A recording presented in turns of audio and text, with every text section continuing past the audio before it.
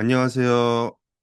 요한복음 20번째 시간입니다. 오늘은 5장 1절에서 9절까지의 말씀, 내가 낫고자 하느냐, 자비의 집에서 만난 은혜라는 제목으로 여러분과 말씀을 나누도록 하겠습니다. 오늘 본문은 예수님께서 유대인의 절기에 예루살렘으로 올라가셔서 베데스다 연못가에 38년 된 병자를 고치신 이야기를 담고 있습니다. 이 본문은 단순한 기적 이야기 그 이상입니다. 예수님께서 누구신지, 그분이 어떤 사랑으로 사람을 대하시며 우리가 그 앞에 어떤 반응을 해야 하는지를 매우 뚜렷하게 보여주고 있습니다. 이러한 내용의 오늘 말씀 함께 살펴보겠습니다. 오늘 말씀은 예수님이 양의 문 곁에 있는 베데스다 연못으로 가셨다고 말을 다는 언급을 시작으로 오늘 말씀을 이어갑니다. 베데스다라는 것은 히브리어로 자비의 집이라는 뜻을 가지고 있습니다. 그런데 아이러니하게도 이 자비의 집은 오히려 절망과 고통의 상징이었습니다. 그곳에는 수많은 병자들이 물이 움직이기를 기다리며 누워 있었습니다. 그리고 치유를 얻기 위한 경쟁이 펼쳐지던 곳이었습니다. 이 연못에 대한 전승에 따르면 가끔 천사가 내려와 물을 움직이면 가장 먼저 들어간 사람이 병을 고침받는다라는 그런 믿음이 있었습니다. 미신이었죠. 이는 일종의 민간신학 혹은 미신이었습니다. 그래서 유대교 전통이나 혹은 어, 상위층의 유대인들은 이것에 대해서 묵과했습니다. 인정은 하지 않지만 그럼에도 불구하고 민간신앙 속에 살아가는 자들을 그냥 그렇게 아무런 평가 없이 그냥 두었던 것이죠. 연못가에는 경쟁과 절망, 소외와 무기력이 가득했을 겁니다. 아마도 그곳은 그 양의 문이라고도 불렸기 때문에 양을 제물로 바치기 위해 성전으로 가지고 오면서 양을 씻는 양의 어떤 더러움을 씻어주는 그런 행위가 벌어지던 곳이기도 했을 겁니다. 그러니까 병자들이 많고 그리고 양의 어떤 더러움을 씻기는 그런 곳을 일반 사람들은 아마도 찾지 않을 겁니다. 찾지 않았을 겁니다.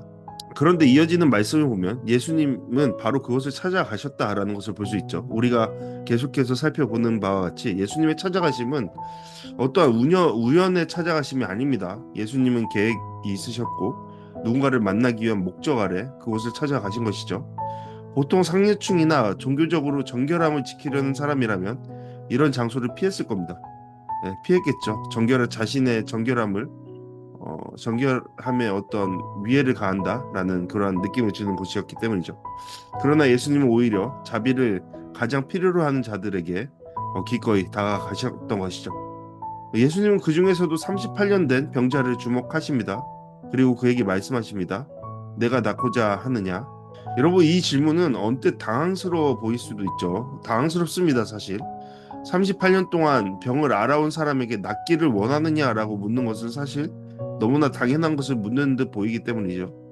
그가 왜 거기 있습니까? 낫기 위해 있는 것이죠. 그가 왜 거기에서 절망하고 있습니까? 그러한 일을 경험치 못하는 시간이 지금껏 이어졌기 때문이죠. 그러나 예수님의 이러한 질문은 단순히 그의 동기를 확인하기 위해서가 아닙니다. 그것이 아니라 그의 믿음의 방향과 관점을 깨우치기 위한 것이라는 것을 우리는 이어지는 말씀을 통해서 확인할 수 있죠. 병자의 대답을 보십시오. 물이 움직일 때 나를 못에 넣어줄 사람이 없습니다. 내가 가는 동안 다른 사람이 먼저 들어갑니다. 여러분, 그의 대답에서 보이는 것이 무엇이죠? 그는 여전히 자신의 치유가 누군가의 도움이나 어떤 조건에 달려있다라고 믿고 있습니다.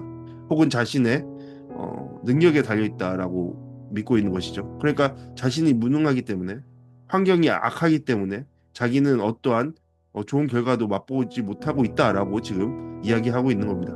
그것도 미신의 근거에서 말이죠. 그의 시선은 물과 사람에게만 머물러 있었던 겁니다. 하지만 그 앞에 지금 생명의 근원 되시는 말씀으로 천지를 창조하신 예수 그리스도께서 서 계신다라는 것을 그는 알아차려야 했던 것입니다. 이어지는 말씀에서 예수님은 그의 말을 들으시고 응답하시는데 예수님은 아무런 도구도 사람의 도움도 없이 이렇게 말씀하십니다. 곧장 말씀하시죠. 일어나 내 자리를 들고 걸어가라. 어쩌면 이 한마디가 전부였습니다. 그런데 그 말씀이 떨어지자 즉각적으로 그는 나았습니다. 곧바로 자리를 들고 걸어갔죠. 이것은 일시적인 어떠한 변화를 말하는 것이 아닙니다. 곧장 그러니까 즉각적으로 영구적으로 그의 신차에 모든 것들이 치유됐다라는 것을 보여주는 것이죠. 이 자리는 이전에는 그가 눕는 자리였습니다. 곧 그의 무기력과 가난, 고통의 상징이었죠. 그러나 이제는 그 자리를 들고 일어선 사람이 되었습니다. 실상 그 자리를 그의 눕는 자리를 들고 가는 것은 일반인들에게는 그리 어려운 일이 아니었습니다. 하지만 이 사람에게는 이전에는 그것이 불가능하다라고 여겨졌죠. 하지만 예수님의 말씀 하나로 그가 변화되기 시작한 것입니다. 예수님의 말씀은 단순한 제안이 아닙니다. 능력이고 생명입니다. 우리는 그것을 기억해야 할 겁니다. 우리가 이제 이 말씀을 전체적으로 보면서 예수님의 말씀, 곧 그 능력, 예수 그리스도를 통한 어떤 능력과 그것을 통한 치유 사역에 대해서 중요하게 여기는 것은 당연합니다.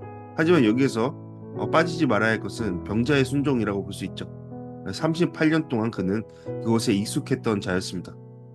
하지만 그럼에도 불구하고 그는 자기 앞에서 말씀하시는 예수님의 말씀을 들었고 즉시 그대로 행했습니다. 네, 이런 모습이 우리에게도 필요한 것이죠. 일어나라는 명령에 믿음으로 반응한 것입니다. 그는 더 이상 사람을 의지하지 않았습니다. 미신에 머무르지도 않았습니다. 오직 예수님의 말씀에 반응했습니다. 이 장면은 예수님의 자비와 말씀의 능력 그리고 인간의 순종이 함께 얽혀있는 장면입니다. 우리 삶에도 분명 이러한 삶의 모습들이 나타나야 합니다. 그래야 우리 안에 하나님과 나 사이의 관계가 회복되고 그 회복된 것을 통해 우리는 능력을 경험하고 또 다른 능력의 삶으로 나아가게 될 것입니다. 우리는 이 병자처럼 삶의 자리에 오랜 시간 눌러 있을 수 있습니다. 그러한 분들이 여기에 있을 수 있습니다. 누군가 도와주지 않아서 환경이 안 돼서 운이 없어서라고 말하며 살아갈 수 있습니다. 그러나 예수님은 그런 우리에게 찾아오십니다. 그리고 물으시죠. 내가 낫고자 하느냐? 내가 진정 변화되기를 원하느냐? 그때 우리에게 필요한 것은 이런저런 핑계, 변명이 아닙니다. 환경 탓이 아닙니다. 예수님의 음성을 듣고 말씀에 따라 일어서는 순종입니다. 그것 하나면 됩니다. 예수님의 말씀은 오늘도 능력이 됩니다. 그분은 지금도 우리의 삶 속에 들어오고 계시고 우리 가운데 말씀하고 계십니다. 일어나라, 걸어라, 나의 말을 듣고 나를 따라라 라고 말이죠. 우리가 그것에 따라 시선을 옮길 때 이전의 것들을 포기하고 예수 그리스도를 붙들을 때 우리의 삶은 38년 동안 병에서 허덕거리던 이 자가 곧장 일어나 자신의 삶의 자리로 나아갔던 것처럼 우리 또한 그러한 삶으로 나아갈 것임을 믿습니다. 그런 믿음 속에 주님의 놀라운 은혜를 경험하는 우리의 삶이 되기를 간절히 바랍니다. 이 시간 같이 오늘 말씀을 통해 묵상 그리고 적용하는 시간 갖도록 하겠습니다. 첫 번째로 나는 지금 어떤 연못가에 머물러 있는가 생각해 보길 원합니다. 내 삶에서 오랫동안 붙들고 있는 무기력함이나 변화되지 않는 영역은 무엇인가? 나는 그것을 정말로 고치고자 하는 갈망이 있는가? 두 번째로 나는 예수님의 질문 앞에서 어떤 대답을 하고 있는가? 예수님은 나의 조건을 따지지 않으시고 내 상태를 아신 채로 묻고 계시죠. 나는 여전히 환경과 사람 탓을 하고 있는 것은 아닌가? 예수님은 그것이 아닌 예수님 자신을 붙들라고 말씀하십니다. 세 번째로 말씀 한마디면 충분하다는 사실을 믿고 있습니까? 예수님은 도구 없이도 사람의 도움 없이도 말씀 한마디로 치유하십니다. 우리 또한 그 말씀에 기대어 살아가야 할 겁니다. 마지막으로 나는 예수님의 말씀에 즉각적으로 순종하고 있는가 생각해 봐야 합니다. 예수님이 일어나라고 하실 때 나는 그 말씀을 신뢰하고 행동합니까? 아니면 여전히 나의 지난 과거의 자리에 눌려 있습니까? 이에 대해 묵상해보고 생각해보고 적용하는 우리의 모습이 되기를 바랍니다. 이 시간 함께 기도하길 원합니다. 첫 번째로 나를 위한 기도입니다. 주님, 저희 무기력한 자리를 아시고 찾아오시는 주님을 믿습니다. 주님, 저의 오랜 상처와 절망 속에 갇혀있던 자리를 아십니다.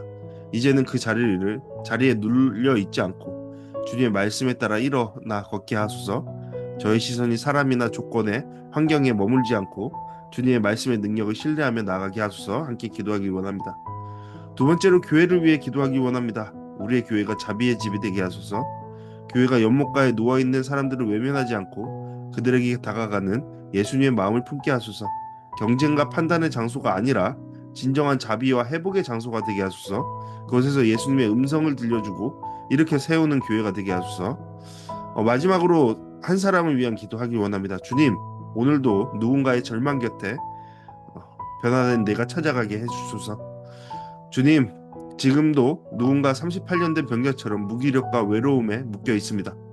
그 사람에게 주님의 은혜의 시선과 말씀의 능력이 임하게 하소서. 그 마음에 다시 일어날 믿음과 순종이 회복되게 하소서. 이러한 기도 제목으로 함께 기도하길 원합니다. 네, 감사합니다. 다음 시간에 다시 뵙겠습니다.